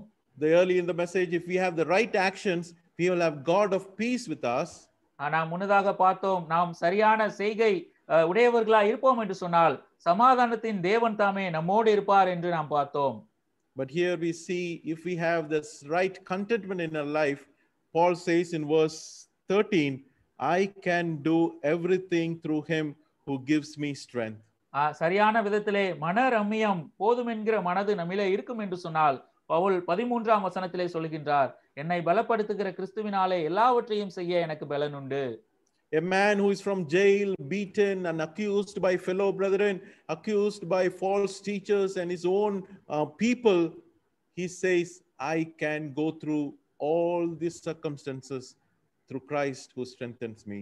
ஒரு சிறைச்சாலையில இருந்து அதிகமாய் அடிபட்டு தன் சொந்த சகோதரர்களாலும் அங்கே கள்ள போதகர்களாலும் உடன் இருந்தவர்களாலும் தவறாய் சொல்லப்பட்ட பவுல் தாமே சொல்லுகின்றார், எல்லா சூழ்நிலையிலும் எல்லாவற்றிலும் எனக்கு எல்லாவற்றையும் செய்ய எனக்கு பலன் உண்டு, நாளை கூடும் என்று அவர் சொல்லுகின்றார். Many people misuse or misquote this verse out of context. சரியான பின்னணியிலிருந்து எடுத்து சரியாக உபயோகப்படுத்தாமல் இதை தவறாய் அநேகர் இந்த வசனத்தை உபயோகப்படுத்துகிறதை நாம் காண்கிறோம். Oh, I don't study for the exam, but I can do all things through Christ who strengthens me. I can pass. Oh, I can earn a lot of money even though I don't hard work. So a lot of things are misquoted by using these verses. நான் சரியாக பரீட்சைக்கென்று படிக்கவில்லை, ஆனால் என்னை பலப்படுத்துகிற கிறிஸ்துவினாலே எல்லாவற்றையும் செய்ய எனக்கு பலன் உண்டு, நான் இதிலே பாஸ் ஆகி விடுவேன், நான் சரியாய் கடினமாய் உழைக்கவில்லை, ஆனால் என்னால் அதிகமாய் சம்பாதிக்க முடியும் என்று சொல்லி எல்லாம் இந்த வசனத்தை தவறாய் பயன்படுத்துகிறார்கள். That is not the context of this verse. இந்த வசனத்தினுடைய பின்னணி அப்படியா இங்கே கொடுக்கப்படவில்லை. Whatever circumstances you face in this life, இந்த உலகத்தில் இந்த வாழ்க்கையிலே என்ன விதமான சூழ்நிலையை நீங்கள் சந்திக்க நேரிட்டாலும், whether it be loneliness, whether it be illness, whether it be financial problems, I can face all these problems through Christ who strengthens me. அது தனிமையான சூழ்நிலையா இருந்தாலும், நோய்வாய்ப்பட்ட சூழ்நிலையா இருந்தாலும், பொருளாதார பிரச்சனையா இருந்தாலும் அவைகள் எல்லாவற்றையும் கிறிஸ்து இயேசுவினாலே என்னால் சமாளிக்க முடியும், அவைகளை எதிர்கொள்ள முடியும். One version says, Christ gives me the strength to face anything in my life. ஒரு வேதம் இப்படி சொல்லுகிறது, வேத மொழிபெயர்ப்பு இப்படி சொல்லுகிறது, கிறிஸ்து இயேசுவினாலே எல்லாவற்றையும் எதிர்கொள்ள. Can you repeat? Christ gives me the strength to face anything. எதுவானாலும் சரி அதை மேற்கொள்ள, அதை எதிர்கொள்ள தேவன் எனக்கு பலத்தை தருகின்றார். Whether I am in the upward part of my life or whether I'm in the lower downward part in my life, whether any circumstances, I can face anything. Why? Because God, Christ gives me the strength. என்னுடைய வாழ்க்கையிலே மேலாக நான் இருந்தாலும் தாழ்மையிலே நான் இருந்தாலும் என்னவா இருந்தாலும் அந்த சூழ்நிலையை எதிர்கொள்ள தேவன் எனக்கு பலன் தருகின்றார். ஏனென்றால் பலன் தருகிறவர் அவராய் இருக்கின்றார். Corrie ten Boom, during the Holocaust, a Jewish woman who was saved from it, she wrote a lot of books. She has written this quote. யூதர்களை அதிகமாய் கொலை செய்த அந்த நாட்களிலே பிழைத்து வந்த காரி டென்போம் என்கிற பெண்மணி அதிகமான புத்தகங்களை எழுதியிருக்கிறார். அவர் இப்படி சொல்லுகின்றார், You can never learn that Christ is all you need until Christ is all you have. கிறிஸ்துதான் உங்களுக்கு இப்பொழுது எல்லாமாய், கிறிஸ்துதான் உங்களுக்கு தேவை என்று எப்பொழுது நீங்கள் உணர்வீர்கள் என்றால் கிறிஸ்து மாத்திரமே உங்களோடு இருக்கிறார் என்பதை நீங்கள் உணரும் போதுதான். Many times we are dependent on so many things in this life and we forget Christ in our life. அநேக நேரங்களில் இந்த உலகத்திலே வேறு அநேக காரியங்களை நாம் சார்ந்து இருக்கின்றோம், அப்பொழுது கிறிஸ்துவை மறந்து விடுகின்றோம். When I come to the end of my resources, என்னுடைய பராமரிப்புகள், என்னிடத்தில் இருக்கிற காரியங்களினுடைய கடைசியிலே நான் வந்து நிற்கும் பொழுது, I don't know where my next meal comes from. அடுத்த உணவு எனக்கு எங்கே இருந்து கிடைக்கும் என்று நான் அறியாமல் இருக்கும் பொழுது, I don't know how my rent is going to be paid next month. அடுத்த மாதத்திலே எப்படியாய் நான் வீட்டு வாடகை கொடுப்பேன் என்று அறியாமல் இருக்கும் பொழுது, whether I'm going to keep my job next month or I will lose my job. அடுத்த மாதத்திலே எனக்கு வேலை இருக்குமோ இல்லாதோ என்று நான் அறியாமல் இருக்கின்ற அந்த நேரத்திலே, Oh, I'm lonely. I don't have anybody or any family members nearby. I'm lonely. நான் மிக தனிமையா இருக்கிறேன், என்னுடைய குடும்பத்தார் ஒருவரும் எனக்கு அருகில் இல்லை என்று நான் தனிமையை உணரும் பொழுது, But all the circumstances, Christ is all you need, and I can do all these things through Christ who strengthens in me. இந்த சூழ்நிலைகளிலெல்லாம் கிறிஸ்து மாத்திரமே உங்களுக்கு தேவையா இருக்கிறார். அவரின் மூலமாய் எல்லாவற்றையும் செய்வதற்கு எனக்கு பலன் உண்டு. God has called us to lead an abundant life. நாம் ஒரு பரிபூர்ணமான வாழ்க்கை வாழ வேண்டும் என்று கர்த்தர் நம்மை அழைத்திருக்கின்றார். John chapter 10 verse 10 says, thief comes to steal and to kill and to destroy, but Christ have come that you may have life and have it full or have it abundantly. யோவான் 10ஆம் அதிகாரம் 10ஆம் வசனம் சொல்லுகிறது, திருடன் திருடவும் கொல்லவும் அழிக்கவும் வருகிறானே என்று வேறொன்றுக்கும் வரான், நானோ அவைகளுக்கு ஜீவன் உண்டாயிருக்கவும் அது பரிபூர்ணப்படவும் வந்தேன். One preacher quotes this statement like this. ஒரு போதகர் இந்த வாக்கியத்தை இப்படியாய் அவர் சொல்லுகின்றார், doctors can add years to your life. ஒருவேளை மருத்துவர்கள் சில வருடங்களை உங்களுடைய வாழ்க்கையிலே அவர்கள் கூட்டி கொடுக்க முடியும். But only God can add life to God given years. தேவன் கொடுத்த உங்களுடைய வாழ்க்கையின் வருடங்களோட ஜீவனை கர்த்தர் மாத்திரமே உங்களுக்கு அவர் கூட்டி கொடுக்க முடியும். Whatever life God has given to us to have an abundant life, only it is possible through Christ who strengthens us. நம்முடைய ஜீவன் அது பரிபூர்ணப்பட வேண்டும் என்று சொன்னால் அது நம்மை பலப்படுத்துகிற இயேசு கிறிஸ்துவினாலேயே கூடும். Dear brothers and sisters, அருமையான சகோதர சகோதரிகளே, let us have this mind of Christ. இந்த கிறிஸ்துவினுடைய சிந்தையை நாம் உடையவர்களாய் இருப்போம். Let us have the right thoughts that will lead to right actions. சரியான சிந்தை கொண்டிருந்து அவைகளினாலே சரியான செயல்பாடுகள் வரும்படியாய் நாம் இருப்போம். And the right actions will lead to a right contentment. சரியான செயல்கள் அவைகள் போதும் என்கிற சரியான மனதை நமக்கு கொடுக்கும். So if we have that kind of attitude or the mind of Christ Jesus, இந்த விதமான குணநலனை நாம் கொண்டிருந்து அல்லதென்றால் கிறிஸ்துவின் சிந்தையை நாம் கொண்டிருப்போம் என்று சொன்னால், we will have peace in all circumstances. எல்லா சூழ்நிலைகளிலும் நமக்கு சமாதானம் இருக்கும். Sometimes you have to face hunger. சில நேரங்களிலே நீங்கள் பசியை அனுபவிக்க வேண்டும். You will have so much need in your life. உங்களுடைய வாழ்க்கையில் அதிகமான தேவைகள் இருக்கும். Sometimes you will be very rich and you will have things abundantly. சில நேரங்களிலே அதிகமாய் ஐஸ்வர்யம் கிடைத்து எல்லாம் பரிபூர்ணமாய் உங்களுக்கு ஒரு வேலை இருக்கும். Let us not be attached with the circumstances in life. Let us live a life that is above these circumstances. இந்த சூழ்நிலைகளை சார்ந்து நாம் வாழாமல் சூழ்நிலைகளுக்கு அப்பாற்பட்ட நிலைமையிலே நாம் வாழ கற்றுக்கொள்வோம். So there are two promises that we saw today. இன்றைக்கு 2 வாக்குத்தத்தங்களை நாம் கண்டிருக்கின்றோம். God of peace will be with us. சமாதானத்தின் தேவன் தாமே உங்களோடு இருப்பார். And the second promise, I can do all things, not some things or few things, through Christ who strengthens me. All things, all circumstances, or anything the life can put into us, I can face it confidently. இரண்டாவதாக, என்னை பலப்படுத்துகிற கிறிஸ்துவினாலே எல்லாவற்றையும் செய்ய எனக்கு பலன் உண்டு. மிக சிலவற்றை மாத்திரம் என்று அல்ல, எல்லாவற்றையும் எல்லா சூழ்நிலைகளையும் மேற்கொள்ள எனக்கு பலன் உண்டு. So the second promise is the abundant life in Christ Jesus. இரண்டாவது நமக்கு கிடைத்திருக்கிற வாக்குத்தத்தம் கிறிஸ்து இயேசுவுக்குள்ளாய் பரிபூரணப்பட்ட வாழ்க்கை. Let us have this mind of Christ. இந்த கிறிஸ்துவினுடைய சிந்தையை நாம் உடையவர்களாய் இருப்போம். Let us enjoy this peace in all circumstances. எல்லா சூழ்நிலைகளிலும் இந்த சமாதானத்தை நாம் அனுபவிக்க கடவோம். Right thoughts will lead into right actions, and right actions will lead to right contentment. சரியான எண்ணங்கள் சரியான செயல்களுக்கு நேராய் வழிநடத்தும். சரியான செயல்கள் போதும் என்கிற சரியான மனதை நாம் உடையவர்களாய் இருக்க செய்யும். May God bless these words for us. கர்த்தர் தாமே இந்த வார்த்தைகளை நமக்கு ஆசீர்வதித்து தருவாராக. Amen. Thank you, brother Sam Jones Chirian from Bible Bhavan in Madurai for the word that you have brought to us this evening in the time by the strength of the Lord God. We praise God for that. Now we have seen two verses, very important verses. The verse 9 in chapter 4 of Philippians, God of peace will be with us. And second, verse 13 of the same chapter, I can do all things through Christ who strengthens me. So many a times we take many of the verses worldly way in regard to materialism and health and all that, but rarely we take it in the spiritual sense, so that we don't gain the contentment that we are supposed to have in our life, the contentment, godly contentment, so that the name of God would be glorified. So we have seen the correct thinking that we have to possess. True things produce noble things, produce right things, produce pure things, produce lovely things, and finally it produces admirable things.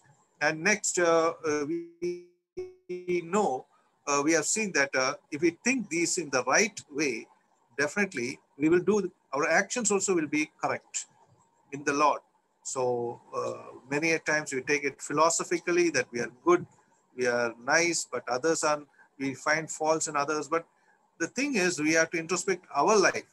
How good are we in the sight of God in our thinking? And how, if our thinking is good, definitely we will do very well in the Lord. And the second thing that we have seen is that right action leads to right contentment. So the action through thinking, good thinking, we have good actions, and finally good contentment. That contentment is satisfaction in the Lord. The whatever we may have problems, that is what was explained to us. We may be very difficult, in a very difficult situation financially. Maybe even we may not have a good home, or whatever it may be. Maybe our job would be at stake, or with regard to our health, or whatever it may be. Still, we have to be content with the Lord God. And moreover, when we are in a very good times, very joyful times, we forget God. That is another problem we face. We just forget God, and we many a times don't have that sense of the Lord in our life. So the reasons for discontentment, comparing ourselves with others, both in spiritual matters. Oh, yeah, he is a very good spiritual person, but I am not in the church. So other way of comparing in worldly ways, he's very rich, I'm not rich. He's educated, I'm not educated. So lot of such selfish ambitions because of these comparisons comes in our mind. High ambitions to do that, to do this, and we do wrong things. And finally, don't believe in God's sovereignty that we will be provided and real gain as well. So all these points we have to note it very importantly. These messages, Bible studies have come 156 times to us in this platform, Zoom platform in Kodambakam Zoom Bible study meetings. And we praise God. All this is available in GLMK TV, in YouTube. Please go through them, and whichever topic, many speakers have come of very good, well-versed dear ones from various quarters of Tamil Nadu and India. We praise God for every dear one who has Bible teachers, translators, singers, and especially we give all glory to God for each one of you who have joined. Now we thank Brother Sam Jones Chirian from Madurai Bible Bhavan. Dear brother, these 3 days were great. We thank you for all the blessed words that has flowed from your mouth. And it has been in a wonderful way, encouraging us, and at the same time warning us and correcting us. And we pray that the Spirit of God would enable us to correct ourselves and give glory to God in the most blessed way. So once again, we give our heartfelt thanksgiving from the Kodambakam Christian Assembly in Chennai. May the good Lord lead you, your family, and the dear ones who are related to you. So in the Lord as well as in blood relations. So may the good Lord lead you. So now we also thank Brother Samuel Martin, our dear brother from Pondicherry Bethel Assembly. He has also put in a lot of effort. He had also personally told me certain things that there was some problem yesterday. So I told it is not necessary to worry about net problems. So yet he managed in a very blessed way. We glorify God for his gift. For the gift God has granted unto him to translate, and may he be used more in the days to come. We thank you also, dear Brother Samuel Martin. We thank you from deep down our heart in the Lord for the glory of God. Sang family, Tissy, Doreen, and Darren for having to put together their much effort. We praise God for them. And we also thank every soul who has come and joined in and got these treasures of life, these verses, the word of life from the Bible, so that the words may not go in vain, but it will be used in the most glorious way for the glory of God. So we are all channels for various ministries. May the Lord use us in whichever place we are, in Tamil Nadu, in India, and across outside also. We praise God for every dear one who has joined in, and we give all glory to God. Now we are closing this evening time, this today's Bible study meeting. For the closing prayer, I request from Tenkasi, our dear brother Devadas R. I have met him when I went for the Kutralam camp for the book stall. There I met this dear brother Devadas R. He arranged for me the room there. So still that blessed memories go there. And I request Brother Devadas R. in Tenkasi to close in with a word of prayer. Over to Tenkasi, to Brother Devadas R. Devadas.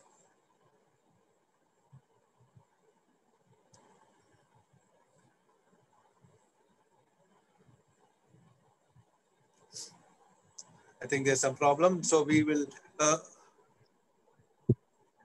Yes, Brother Devadas. Yes, brother.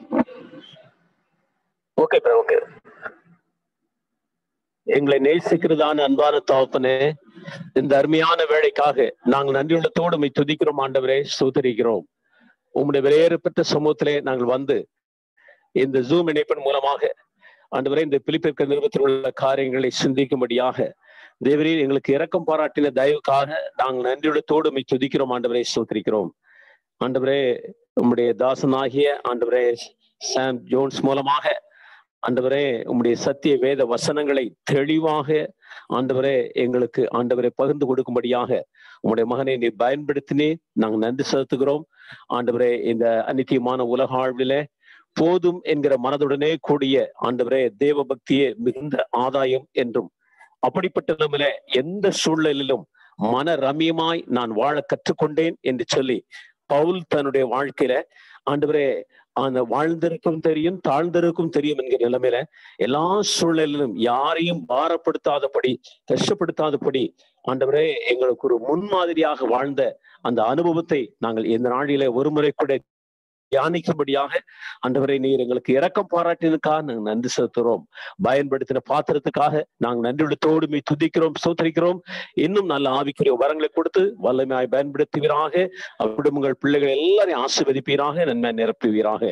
Translate பண்ணின அருமையான சோதனைக்காக நாங்கள் ஜெபிக்கிறோம். உங்க மகனை நீ ஆசீர்வதிப்பீராக. இன்னும் அதிகமான கிருபைகளை கொடுத்து பயன்படுத்துங்க ஆண்டவரே. இந்த மீட்டிங் ஏற்படுத்தின ஆண்டவரே, அதற்கு முன்னோடியா இருந்து ஆண்டவரை பொறுப்படுத்தி நடத்தின ஆண்டவரே, அதை பண்ணி நடத்தின அருமையான பிள்ளைகளுக்காக ஜெபிக்கிறோம். அவர்களையும் அப்படி குடும்பங்கள் பிள்ளைகள் ஆசீர்வதிப்பீராக. இந்த இணைப்பிலே கடந்து வந்திருக்க அருமையான குடும்பங்கள் ஒவ்வொரு ஆசீர்வதிங்க. நம்முடைய நாமத்தை மேம்படுத்துங்க. நாங்கள் செய்திகளை கேட்கிறோம் மாத்திரமல்ல, அதை எங்களுடைய இதயத்துல வைத்து அதன்படி ஜீவிக்க எங்களுக்கு பலம் தாரும். நீர் அப்படியே சேர்க்க நன்றி செலுத்துகிறோம். எல்லாவற்றையும் எங்கள் அன்பின் ரட்சகர் மீட்பும் மான்றும் ஆகிய இயேசு கிறிஸ்துவின் இன்ப நாமத்தில் கெஞ்சி மன்றாடி கேட்டுக்கொள்கிறோம் எங்கள் ஜீவனுள்ள நல்ல பிதாவே. ஆமேன், ஆமேன். May the love of God the Father, the grace of the Lord Jesus Christ, and the fellowship of the Holy Spirit be with each one of us now and forevermore. Amen. Thank you everyone for having been with us this evening time. We praise God for all of you. And now we are signing off from here, from Kodambakkam Christian Brethren Assembly in Chennai. And God willing, we shall meet tomorrow evening at the same time at 6:45. Till then, may the good Lord keep us safe. God bless.